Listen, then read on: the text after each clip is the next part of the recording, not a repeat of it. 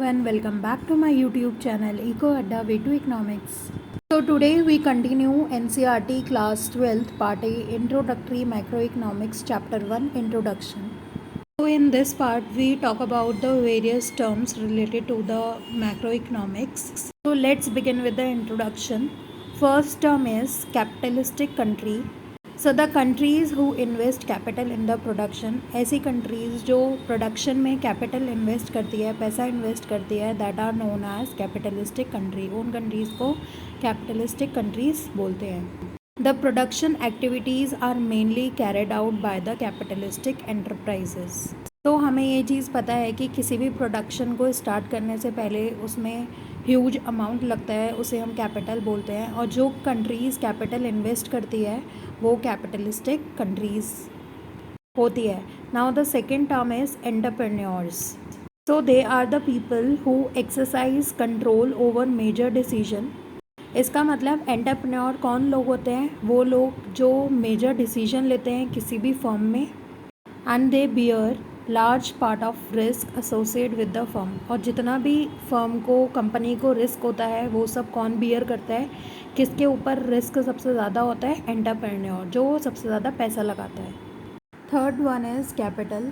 It is the money invested by the entrepreneur in the firm और it can be borrowed. So capital एक ऐसा पैसा है जो एंटरप्रेन्योर इन्वेस्ट करता है अपनी फर्म में फ्रॉम हिज ओन सेविंग, या फिर वो बोरो करता है as a loan from the other person. Fourth term is natural resources. So ये तो सबको पता ही है कि नेचुरल रिसोर्सेज जो हैं वो हमें नेचर से मिलते हैं. For example water, soil, land. इतना सबको क्लियर है. Now let's move to the next. Some more terms. First is labour. Human labor is needed to carry out production activities known as labor.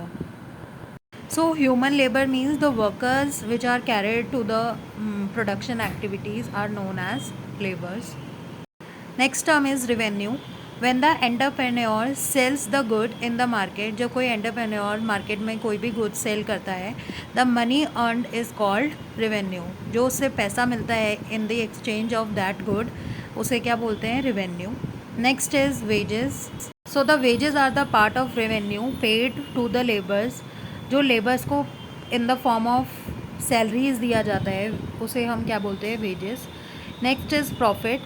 The rest of the revenue, जितना revenue बचता है labour को wages देने के बाद, that revenue is the earning of the entrepreneur.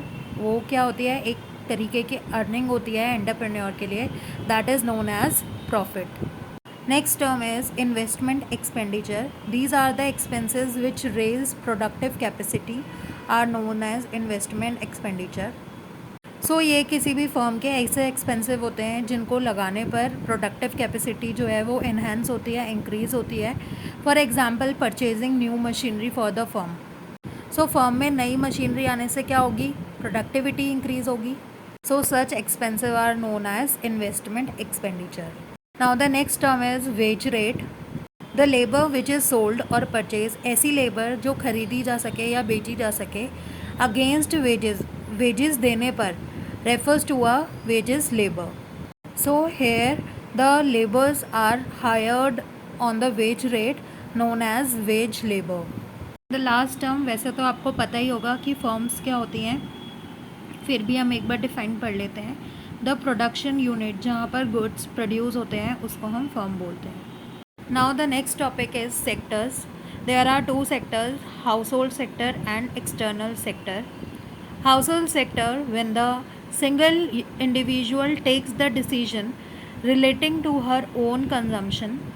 तो household sector में वो लोग आते हैं जो अपना डिसीजन खुद लेते हैं ऑफ द कंजम्पशन, और a group of individual for whom decision are related to consumption are jointly determined. मतलब एक परिवार में जैसे कि हम किसी भी गुड की कितनी कंजम्पशन होगी वो डिस्कस करते हैं, उसका डिसीजन लेते हैं, तो वो होती है house hold sector. Second, external sector. When the one country is engaged in training in external trade with another country.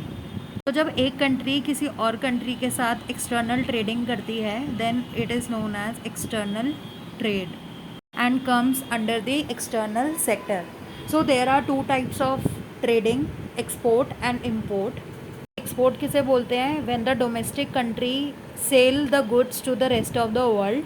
And the import when the domestic country में बाय, जब हम कोई चीज़ खरीदते हैं from the rest of the world, then it is known as import. So this chapter is over. I hope आपको समझ आया होगा. So thank you so much for watching this video. Also comment down if you have any query regarding this video. And if you like the content, please support by liking, sharing and subscribing to my channel. And don't forget to press the bell icon for getting the notification. See you in the next video. Thank you.